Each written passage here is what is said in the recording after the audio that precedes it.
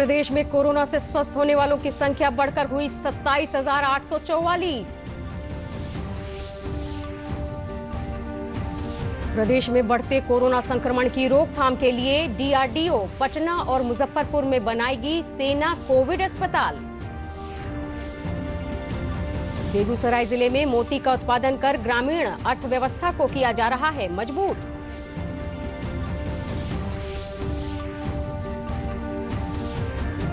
और राज्य में बाढ़ प्रभावित क्षेत्रों में हेलीकॉप्टरों की मदद से सूखा भोजन उपलब्ध कराने का काम जारी।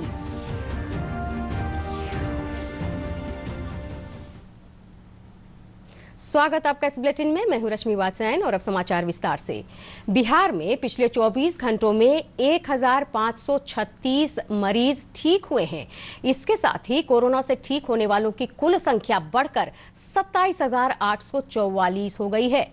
प्रदेश के स्वास्थ्य सचिव लोकेश कुमार ने बताया कि ठीक होने वालों की दर वर्तमान में 67.73% है। उन्होंने बताया कि 26 जुलाई को राज्य में कोरोना के 812 नए मामले आए हैं।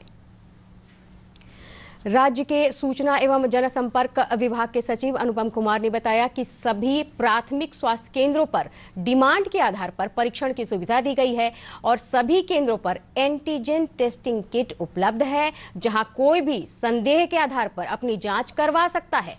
उन्होंने बताया कि कैबिनेट द्वारा लिए गए फैसले के अनुसार यदि किसी सरकारी कर्मचारी की मृत्यु कोरोना के कारण होती है तो उसके परिवार को कर्मचारी की सेवानिवृत्ति की अवधि तक पूरा वेतन मिलेगा।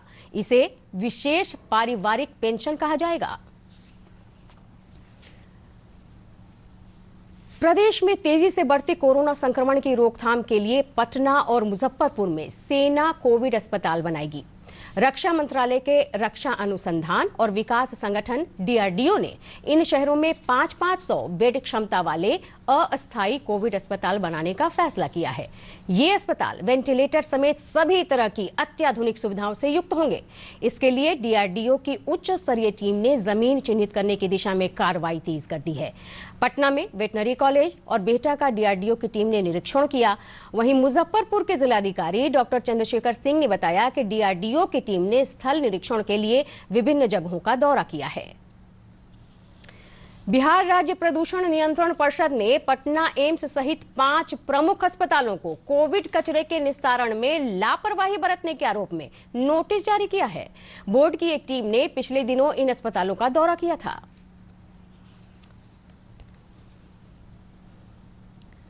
उपराष्ट्रपति एम वेंकैया नायडू ने युवाओं का आह्वान किया है कि वे स्वयं में सही और गलत को पहचानने की प्रतिभा विकसित करें।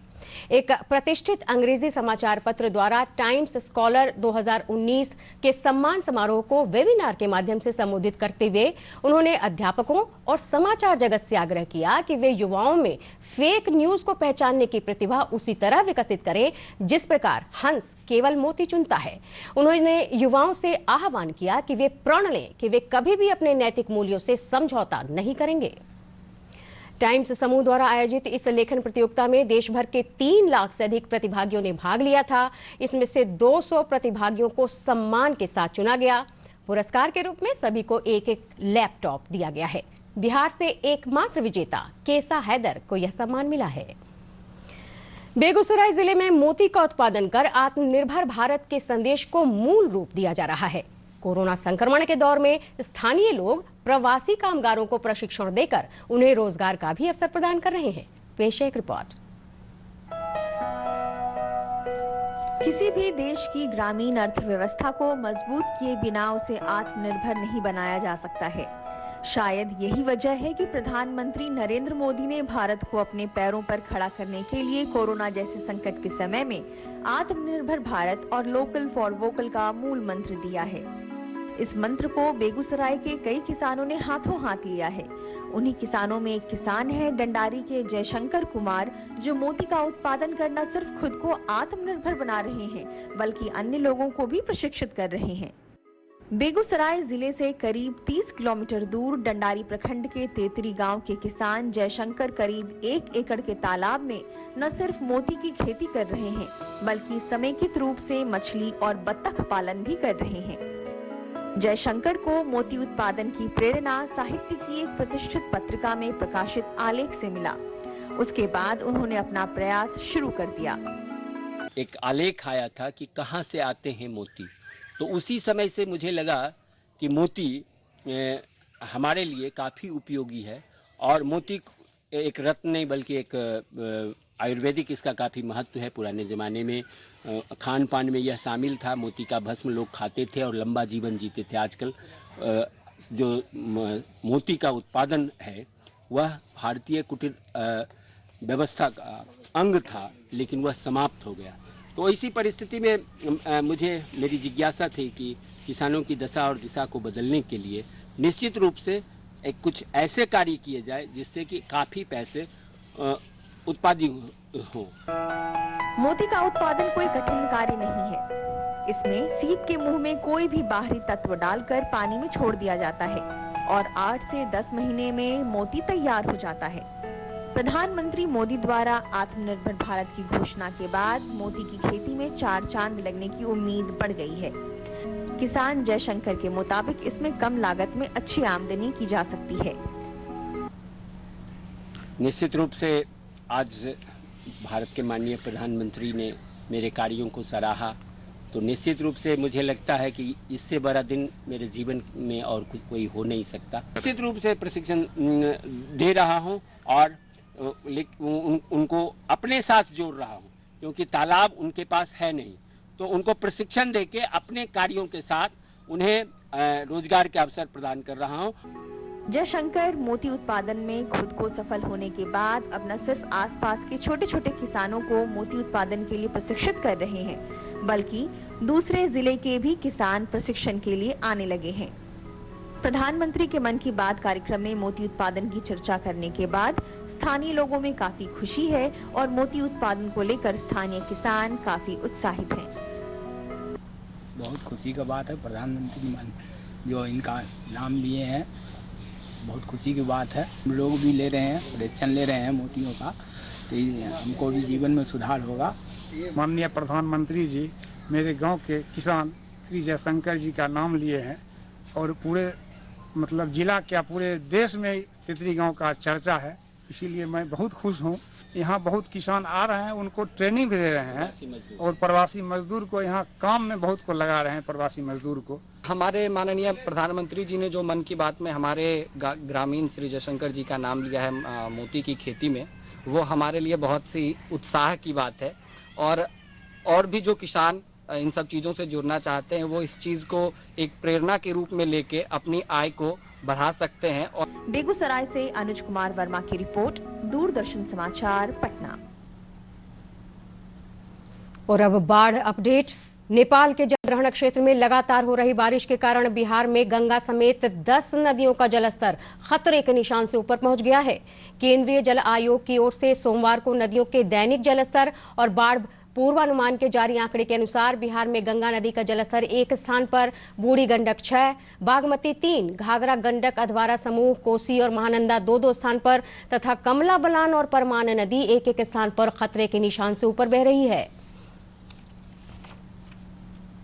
भागलपुर जिले के कहलगांव में गंगा नदी का जलस्तर खतरे के निशान से 12 सेंटीमीटर, घाघरा सीवान जिले के दरौल में 2 सेंटीमीटर और गंगपुर सिसवन में 9 सेंटीमीटर, गंडक नदी मुजफ्फरपुर जिले के रेवा घाट में 27 सेंटीमीटर, गोपालगंज के डुमरिया घाट में 148 सेंटीमीटर, बूढ़ी गंडक पश्चिम चंपारण के लालबेगिया घाट में 110 सेंटीमीटर, मुजफ्फरपुर के अहिरवालिया में 63 सेंटीमीटर, सिंगतनपुर में 102 सेंटीमीटर, समस्तीपुर में 116 सेंटीमीटर, रोसड़ा में 210 सेंटीमीटर और खगड़िया में 53 सेंटीमीटर ऊपर रिकॉर्ड किया गया।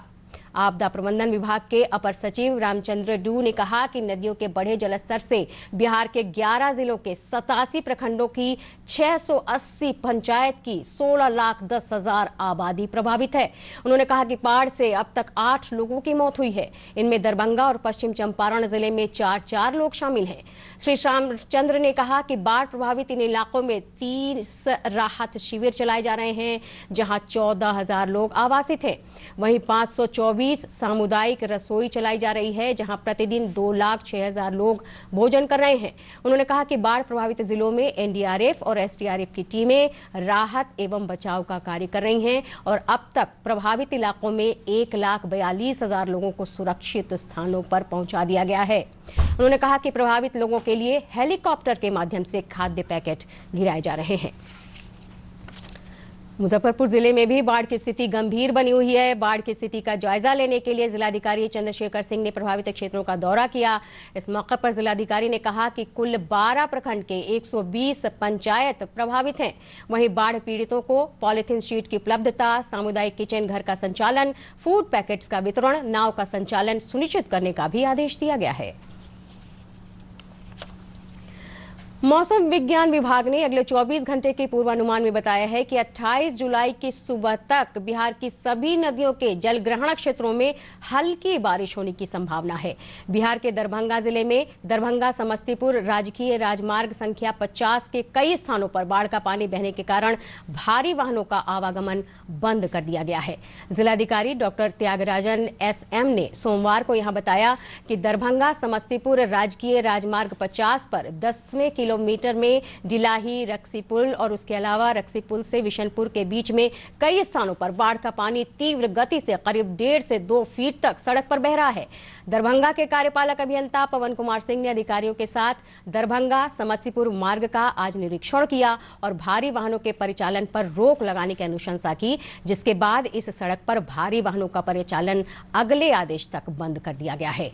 डॉक्टर त्यागराजन ने बताया कि एहतियात के तौर पर सड़क पर सुरक्षा कर्मी तैनात कर दिए गए हैं और स्थिति की लगातार समीक्षा की जा रही है। समस्तीपुर के जिलाधिकारी को भी पत्र लिखकर इस सड़क पर समस्तीपुर की ओर से भारी वाहनों का परिचालन पूरी तरह बंद कराने का अनुरोध किया गया है। और बाढ़ को देखते हुए प्रभावित जिलों में राहत का काम लगातार जारी है। दरभंगा प्रशासन की तरफ से केवटी प्रखंड के विभिन्न पंचायतों में राहत कार्य शुरू कर दिया गया है। प्रशासन की ओर से स्वास्थ्य शिविर की व्यवस्था की गई है एवं लोगों के बीच पॉलीथीन वितरण भी किया गया है। डॉक्टरों का दल विभिन्न इलाकों में घूम घूम कर लोगों के स्वास्थ्य जांच कर आवश्यक दवाइयां दे रहे हैं। कराया था, जिनको प्लास्टिक और पॉलीथीन शीट दे रहे हैं। साथ ही डॉक्टर्स की टीम आई हुई है जो इस गांव में कैंप कर रही है। और ऐसे वहीं पूर्वी चंपारण के संग्रामपुर अंचल कार्यालय में भी बाढ़ पीड़ितों के लिए सामुदायिक रसोई की व्यवस्था की गई है, जहां पर प्रभावित लोगों के लोग भोजन कर रहे हैं। जैसे मतलब पानी में चलते उलते हैं, पैर हाथ भी खराब हो गया है, पानी में नहीं लग गया, सर्दी खांसी सब हो गया है। उस पर दूसरे डॉक्टर लग भी जाएगा तो बोलेगा कोरोना नहीं है। अभी सबको मतलब वही सर्दी खांसी है, उसके बाद पानी हाथ पैर खराब हो गया है, बुखार भी लगता है चलने से सर्दी में। हाँ तो दवा दे रहा है, जाँच कर रहा है, दवा दीजिए। राष्ट्र आज पूर्व राष्ट्रपति डॉक्टर APJ अब्दुल कलाम की पुण्यतिथि पर उनका स्मरण कर रहा है। सूचना और प्रसारण मंत्री प्रकाश जावड़ेकर ने महान वैज्ञानिक और शिक्षक डॉक्टर कलाम को श्रद्धांजलि अर्पित की। भारत के मिसाइल मैन के रूप में लोकप्रिय पूर्व राष्ट्रपति डॉक्टर कलाम का शिलांग में विद्यार्थियों को व्याख्यान देते समय 27 जुलाई 2015 को निधन हो गया था। और प्रदेश में कोरोना के अधिक से अधिक जांच, मृतकों को मुआवजा और बाढ़ ग्रसित क्षेत्रों में राहत की मांग को लेकर आज CPI पटना जिला की ओर से प्रदर्शन किया गया। पटना महानगर संयोजक देवरत्न प्रसाद ने कहा कि कोरोना संक्रमण के फैलाव को रोकने में सरकार विफल साबित हो रही है और लोगों को इलाज के लिए काफी कठिनाइयों का सामना करना पड़ रहा है।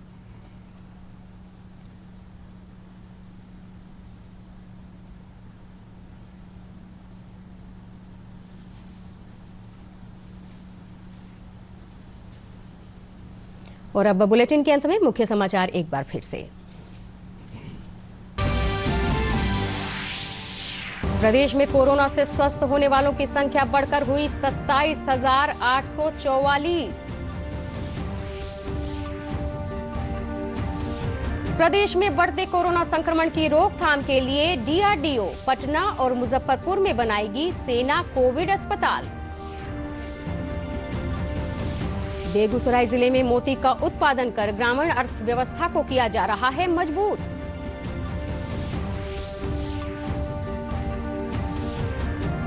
और राज्य में बाढ़ प्रभावित क्षेत्रों में हेलीकॉप्टरों की मदद से सूखा भोजन उपलब्ध कराने का काम जारी।